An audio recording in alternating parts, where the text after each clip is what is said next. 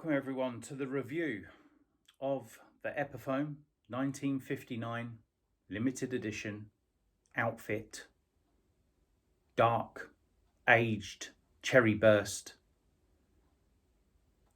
Les Paul Standard. Wow. Where do we start? Okay. The guitar itself, from a cosmetic point of view, there was a choice of two colours for this: the dark aged cherry burst and the there was I forgot what they called it now, a dark aged brown burst bourbon. I forgot what they called it now. When I saw both up close, I was surprised of how much it was too dark for the brown one, basically. Now, I don't know if this looks lighter on camera, but you've got to see this up close because it doesn't do it justice.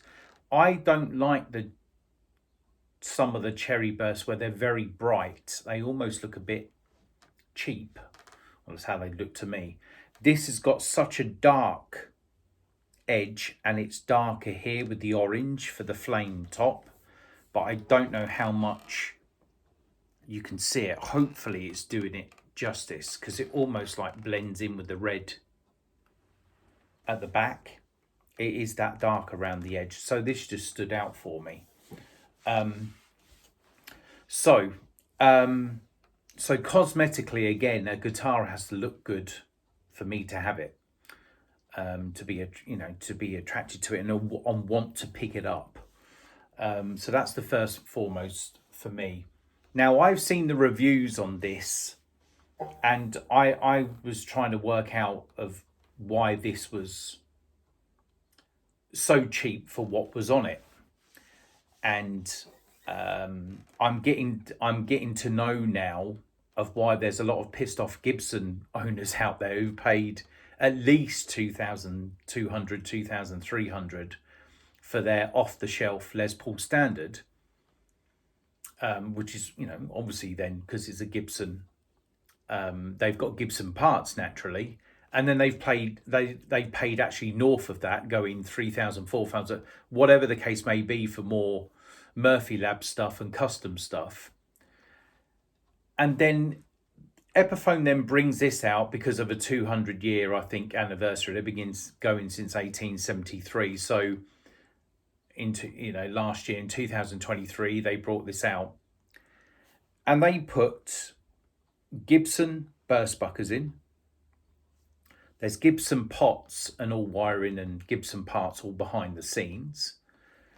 Also, where an Epiphone would come with a not just a case, but a vintage case, very well made, with the aged style locks and the classic old age sort of 50s pink inner lining. Everything is just perfect. Now we put that into perspective a little bit. An Epiphone Les Paul Standard, 550, maybe 580, something approaching £600. This now, I think they were near, I don't know what they come out initially in 2023, but this now is £750 with the case and all what you get with it. That's why the Gibson owners are very annoyed, thinking, wait a minute, I've just gone and played the Epiphone 1959 limited edition, and it plays as well, if not as good, as my Gibson that I've paid out north of £2,000, maybe up to £4 or £5 grand. And now this is £750. It's unbelievable. It's actually now a £200 premium on a normal Epiphone Les Paul Standard or a Gold Top or whatever. Sometimes actually less than that. If it's 600, then it was like another £150. You would almost pay that for the case. These are worth more than £150 by themselves if you took them out and sold them new. It's absolutely crazy value. So like any limited edition, they're going to be out for a limited time. Then they're going to be off the market. So, and then you're only going to be able to pick them up secondhand, and people can just slap on a, well, if they've paid £750, £800 out for them, they can just slap on a £1,500 price tag. And if you really want one, people are going to pay it, especially if it's a couple of years down the line. They're going to hold their value, if not beyond what you actually paid for it. So again, it all makes sense, even from a value point of view. Yeah, so I know what maybe the Gibson owners are going through. To top it off with this, because I haven't got £750. I haven't got £250 to spend on the guitar. But one of the well-known, well, more than one was doing it actually. So it's all the deals are out there. As I've said in previous videos, you can get it monthly. And not only were they doing it monthly on this, so there's not a load of interest added on, there was a buy now, pay in 12 months time, 0 interest with this particular company in the UK. So whether you're watching in, from other countries, in the States and Canada and elsewhere, there was actually that option for me to get it now, and then I've got 12 months all the way to the following February in 2025 to pay the balance. You didn't even have to pay the set amount per month that you divide by 12, and then you can do it that way, but you can actually just leave any payments as long as you pay it before the deadline next year. That's it. So how could I not get it for that? I am going to keep up the payments because that's how I'm going to do it, but unbelievable. So that was even better. And I thought, well, the reason why then I went on the market to get this is because these are going to come off the market, I reckon. If they're still on the market come the summer, I'll be surprised, if not before. I mean, unless they do a new batch because they've been such a good seller, and then they might make some more. It can vary with limited editions, but get in there while you can. And then what colour burst you prefer is entirely up to you. But you've got to see these colours up front, up close and personal. This might not do it justice, actually, for what the flame and everything it does. The satin and the matte finish, I was so interested to see and feel. It's so smooth. It isn't fingerprinty as you get with some matte finishes. This is smoothed off so lovely. I can't believe the work and effort's gone in for a £750 guitar. This is a lot of guitar and case actually, and parts for the money. And it's no exaggeration. I've tried to look on all the I watched all the reviews on YouTube, and I thought, well, someone's got to have something bad to say about it. And no one could really come out with anything, because it's hard not to. Even for the way it feels. The neck is a C shape. Again, it's based around the 1959, so it's that slightly chunkier, 59 shape. I think all my other guitars that I have are a lot flatter, a lot straighter at the back. This has got a nice C shape, but again, very easy to play. This is actually the first time I'm playing anything with 10s. I'm a 9 to 42 gauge type of person, but I'm just sort of going to get used to this. I'm actually surprised of how chunky the strings are, because again, this is my first time with 10s. But the sound, and this is what I want to get to with these burst buckers. So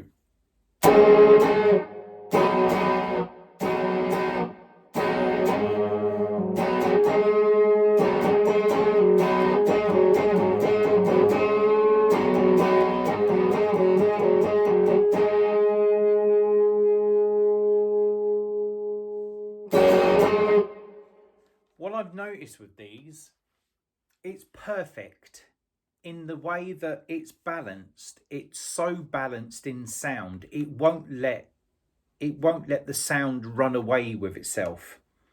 Now that might be a preference to yourself, but this is the first time I've played with anything of this quality. So I've got a vintage V100. I might have to do the whole boring Epiphone versus, you know, V100 playoff or whatever. But I was surprised. So when I played the V100, which got Wilkinson pickups, which are really loud, and these are really loud, but that gets away from itself, and that's good if you want to have a streak, you know, where it, you know, really streaks off, and you've got mega feedback, and it goes off in a direction and just takes it away. This will control it. This will almost. It's not like a compressor, but it's almost like it won't let it get too out of line. It's so perfect, and it's almost too perfect. But it'll bring it in. It'll close the sound in. It won't let it just veer off in different directions.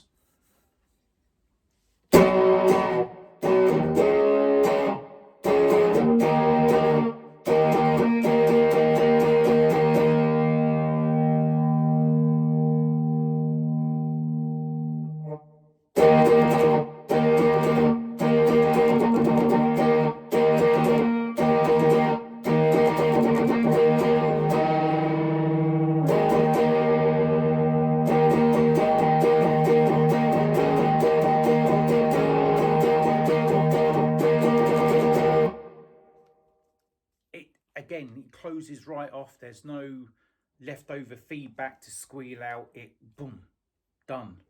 And I've never played anything like these before. So this is just, it's so good. It's so good. And yeah, I'm kind of lost for words for it actually a little bit, because I still can't believe what I've got. If I'm sitting here where I've, you know, got lots and lots of money, or Gibson have sent me a guitar or whatever the case may be, and it's north of £2,000, £3,000, £4,000, I wouldn't be then surprised. I think just because of how much this is and what they've put on it. And again, from the Gibson owners being very annoyed for what they've paid out, and then they've brought out this now for £750.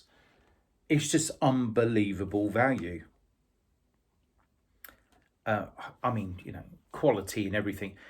When everyone, again, that's another thing, because I've played Epiphones in store, and I've, you know, other people have got Epiphones and I've seen them, and everyone moans about the quality control. There isn't a thing out of place on this. From the paintwork to the binding, you know, where you get some of the spray and it overlaps a little bit.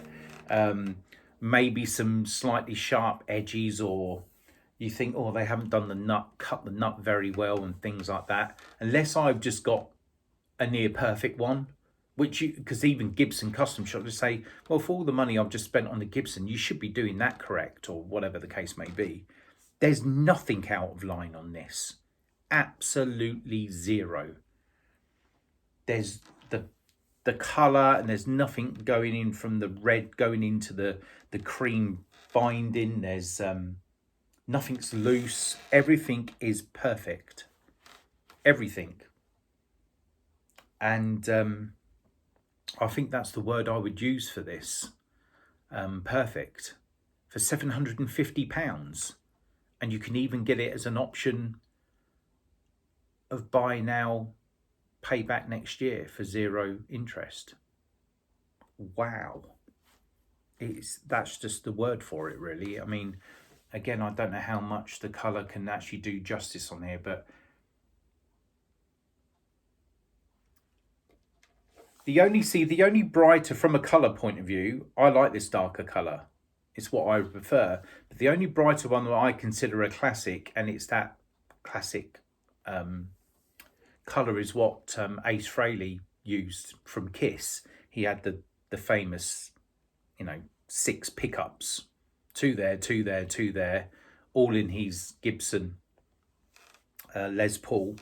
And then that was very bright around the edge. So this was very orangey, and this was very, very cherry, a light cherry. Because this is a dark aged burst, everything then is just darker. You still see the flame as well on the 2-piece. And again, this is perfect. So, but it's just unreal. I mean, the Epiphone logo at the top is mother of pearl, and it just, you know, you see it sort of glittering at different angles. Your inlays are good. The fretboard, absolutely lovely. Just everything was perfect on it. A nice limited edition. If you see in my first video for where it was in the case, you've got a nice limited edition round disc at the back. It's just a pleasure to play. And again, for the money, it doesn't add up for what they've added. This is a hell of a limited edition. You know, Gibson standard, except for not having Gibson on the headstock. It's Gibson standard. I mean, wow.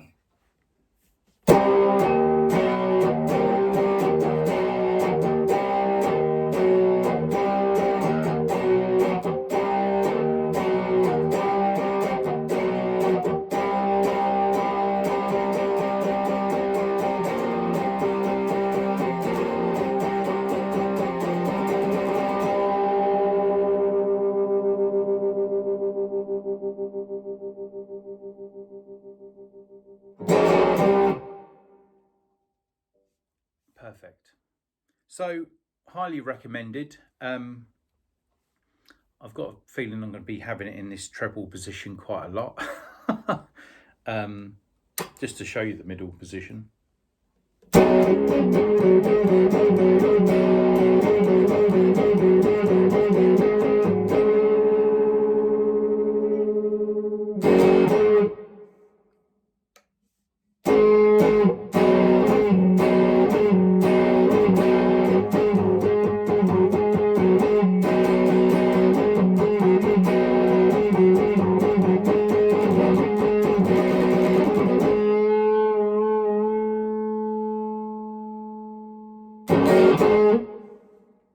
So that's what I mean about this. It even does, like, when it does the feedback, it even controls it. It even controls the feedback. It doesn't let it get too... And that might be a negative from, you know, for how you play. If you want all screech and feedback and you don't want it to be controlled as such, this will control it. It's leveled off perfectly. And... you know, then that might be a preference, but you're only going to get to know it. See, when you play it in store, unless you get to play it in a small room, which they do have small rooms, and you need to have some time with it, because now where I was playing at the store, I couldn't get the benefit from having an amp so close to me. Obviously I can in this small room, and now I can hear for what it truly is, and I'm you know, I'm not disappointed at all. So there will be another video after this where it's just playing only of me just sort of thrashing about, doing some riffs and putting a few things together, what I know. And it's just highly recommended. The reviews are not the reviews all out there are worth their weight in gold, and so is this for the money. And if you can get it for where you don't have to pay till a year down the line, and you can do it monthly at 0 interest, even better, because it's a chance then for me to own something as an upgrade that I've never had before and I never thought I could afford. It gives me a chance then to own something as good as this. So it just blows absolutely everything from a quality point of view out of the water. But this is why we own more than one guitar. So I know what this would now give off in the way that it gives off the sound. I know now what my vintage V100, which is a Les Paul shape, I know what the difference is now of what that would give me, and I would, you know, I'm still going to play that. I'm still going to play all my guitars and take turns with them all. I know then what the Strat would do, and then what the Squire would do, and what the Squire does different to the Strat. This is why we have different guitars. They've all got their own unique sound and look and feel, and you think, right, I'm playing this today, that guitar's going to be perfect for this, and so on and so forth. That's why we have different guitars. I've got to make sure it doesn't get too out of hand. But yeah, that's why, you know, to have 3, 4, 6 guitars or whatever, and you think, well, this is why I've got because, you know, they've all got their own personality and sound with them, and yeah, it's just great stuff. These 10 strings really surprised me of how chunky they actually are, because I know obviously from a 9 to a 10 it's a jump up, but I'm either going to get used to these, and when a string eventually does break, I put 10s back on them, or I might just go to the 9. So I'm a 9 to 42 fan at present. Not to say that won't change, but I feel that you can just get to the strings and bend them easily, but not. I use Fender Supers 250s, 9 to 42. They've got the right looseness to it, but they're not too loose. They're not like super slinkies where they're just like rubber bands on your guitar. They've just got the right thing. So the Fender 250s Supers 9 to 42. So I think if anything breaks on here eventually, I will then put 9s on there.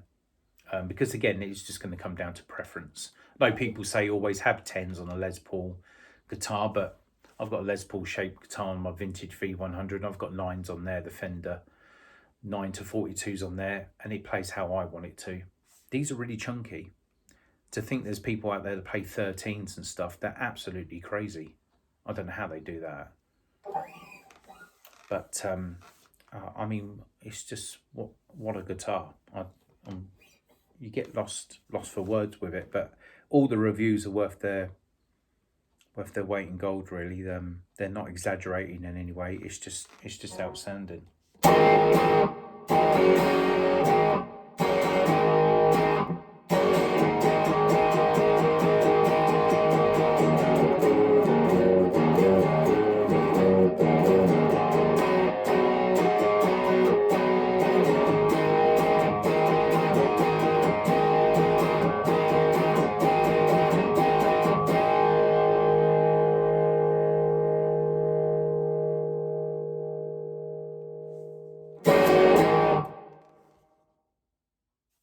There you have it. Go out and buy one. Life's too short. Enjoy.